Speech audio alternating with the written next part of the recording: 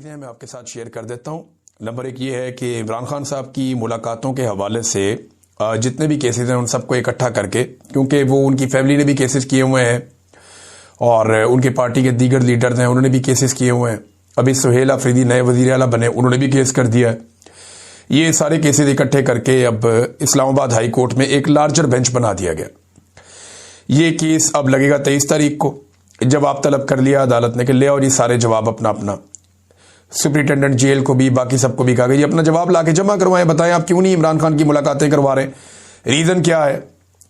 तो इसमें जनाब जो बेंच बना उसमें सरफराज डोगर साहब, once again chief justice Islamabad high court, जो इमरान खान के लिए और पाकिस्तान तहरीक इंसाफ के लिए सबसे मुतनाज़ जज हैं, वो इमरान खान से रिलेटेड हर केस में खुद अपने आप को शामिल रखना चाहते हैं। और ये वैसे उनको लाने की शराइत में से भी मुझे एक लगती है कि इमरान खान से रिलेटेड चीज़ों को दबाना है या कंट्रोल करना है तो जस्टिस सरफराज डोगर को अपना किरदार अदा करना पड़ेगा, और वो कर भी रहे हैं। दूसरे अरबाब मोहम्मद ताहिर साहब हैं, तीसरे आजम खान साहब हैं। ये जजेस हैं जो लार्जर बेंच में अब केस सुनेंगे कि इमरान खान साहब की मुलाकातों का मामला क्या है। उम्मीद है कि कोई रास्ता शायद निकले, क्योंकि अदालत के बाद ये तो इख्तियार होता नहीं है कि वो मुलाकात रोक दे। ये तो उन्हें कहना तो यही पड़ेगा अल्टीमेटली कि मुलाकात करवाई जाए। अब उसके अंदर वो दूध में मेंगड़े कैसे डालनी है और काम कैसे खराब करना है ये हम देख लेंगे, एक आधे दिन में चीजें सामने आ जाएंगी। एक और बड़ा इंकशाफ है नाज़रीन, ये खबर इंपॉर्टेंट है। देखिए हम मादनियात के ऊपर बात करते हैं, पाकिस्तान के पास कीमती मादनियात हैं। अभी कुछ बैनुल अक़वामी रिपोर्टें भी छपी हैं जो ये बताती हैं कि पाकिस्तान के पास जो मादनियात हैं वो नहायत कीमती हैं।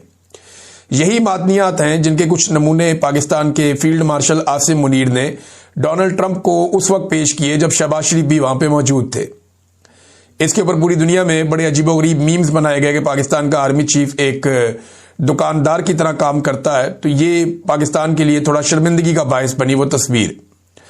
लेकिन बाद में ये बताया गया कि ये आर्मी चीफ ने खरीद कर डोनाल्ड ट्रंप को दिए और ये मादनियात के नमूने हैं। तो ये एक तरह का ऐसा है कि पाकिस्तान के पास बेहतरीन मादनियात हैं तो अमेरिका को उसमें दिलचस्पी लेनी चाहिए। अब इन मादनियात के अंदर अमेरिका समेत दुनिया के कई बड़े जो स्टेक होल्डर्स हैं उनको दिलचस्पी है। चाइना को बड़ी दिलचस्पी है, उसने पाकिस्तान में बहुत पैसे लगाए और जब वो पैसे लगा रहे थे, देखिए जब भी कोई आपको कर्जा देता है तो वो ये देखता है कि मैं इसको कर्जा तो दे रहा हूं, क्या ये वापस कर सकता है। जब आपको ये पता चलता है कि ये वापस नहीं कर सकता तो फिर आप देखते हैं कि इसकी प्रॉपर्टी कितनी है, इसके बाद गाड़ी कौन सी है, घर कौन सा है, जमीन कौन सी है, बाग लगा हुआ है।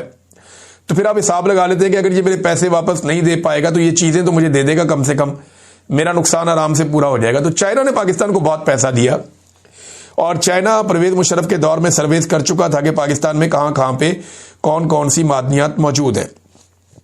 अब जो स्पीकर है खैबर पख्तूनख्वा असेंबली के, उन्होंने एक बड़ा इंकशाफ किया और उन्होंने ये बताया कि मुतासरा इलाके जहां पे इस वक्त ऑपरेशन चल रहा है, जहां पे जंग ज़दा सूरत हाल है, वहां पे सिविल हुकूमत के नुमाइंदे या हुकूमती अरकान वहां पे नहीं जा सकते, मगर फिर भी वहां पे कानकुनी जारी है।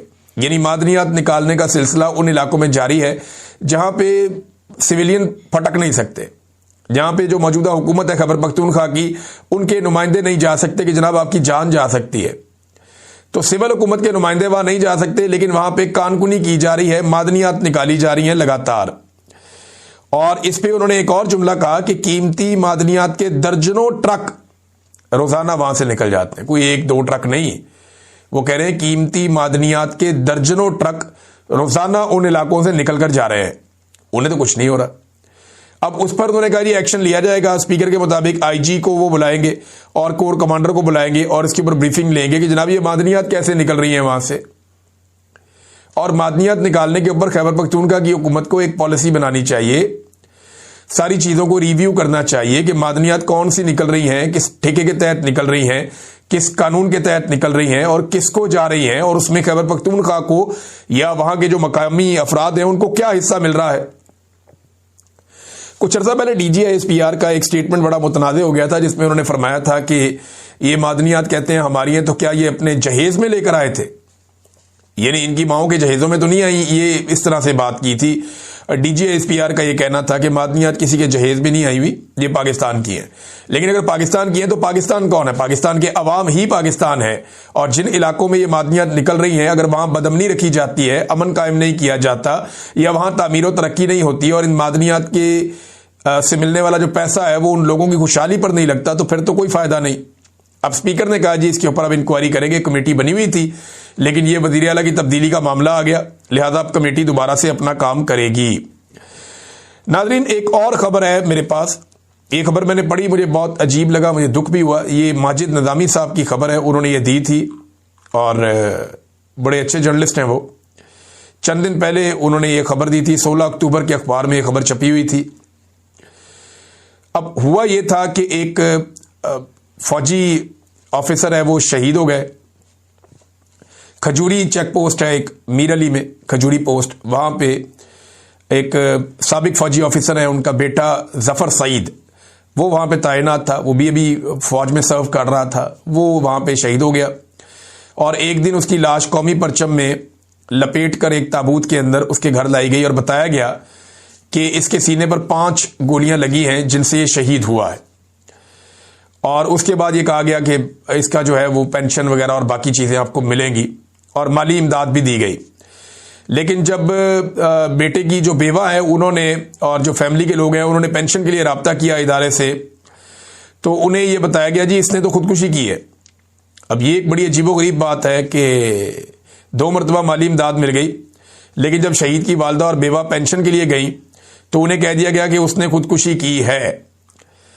अब मुझे समझ नहीं आ रही कि ये कैसे हो सकता है कि एक आदमी अपने सीने में 5 गोलियां मार के खुदकुशी कर ले। मेरे ज़हन में जो सादा सवाल आता है वो ये आता है, खुदकुशी तो अगर किसी ने गन से करनी है तो पिस्टल सर में रख के मार लेते हैं गोली, या नीचे रख के मार लेते हैं गोली। मैंने तो ये देखा है और केसेस में भी ये देखा है कि या तो लोग नीचे से मार लेते हैं या सर में मार लेते हैं नॉर्मली गोली, और वो खुदकुशी हो जाती है। सीने के अंदर 5 गोलियां कोई आदमी कैसे मार सकता है खुदकुशी में?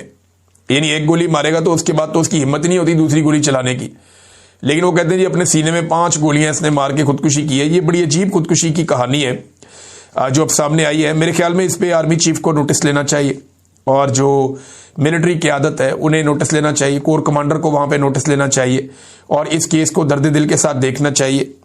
अगर तो ये नौजवान शहीद हुआ है तो वो हकायक सामने रखे जाएं, और अगर कोई और वाकया है तो फिर पूरी बात बताई जाए कि गोली कहाँ लगी और क्या हुआ। इस तरह की चीज़ों से कि पहले आप कौमी परचम में लपेट कर ले आएँ और इमदाद भी करें और वहां पे अफसोस भी करें और शहीद का दर्जा दें और बाद में आप कहें ये खुदकुशी थी, तो इससे बददिली पैदा होती है ना सिर्फ नौजवानों में बल्कि उनकी फैमिलीज के अंदर भी।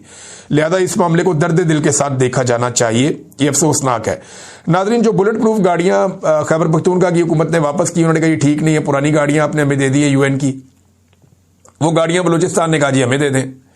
अब खैबर पख्तूनख्वा के वज़ीर आला ने वापस कर दी। सुहेल अफरीदी ने रेस्क्यू करने के लिए मैदान में आ गए बुगटी साहब, सरफराज बुगटी, उन्होंने कहा जी हमें दे दें।